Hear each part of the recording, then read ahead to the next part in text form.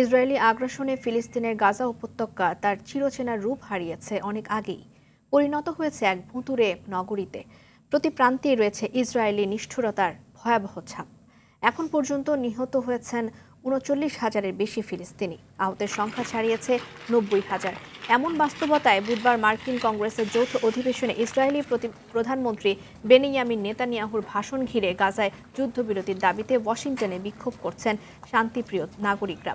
তার বক্তব্যকে মিথ্যায় ভরা অভিহিত করে হামাস বলছে এটি গাজার জাতিগত নিধন ধামাচাপা দেওয়ার সুযোগ। যুদ্ধাপরাধী হিসেবে চিহ্নিত করে নেতানিয়াহুকে আটক এবং আন্তর্জাতিক বিচার আদালতে সোপর্দ করতেও বলেছে গোষ্ঠীটি। এদিকে গাজা উপত্যকায় জিম্মি আরও ৫ ইসরায়েলির মরদেহ উদ্ধার করেছে দেশটির সেনাবাহিনী।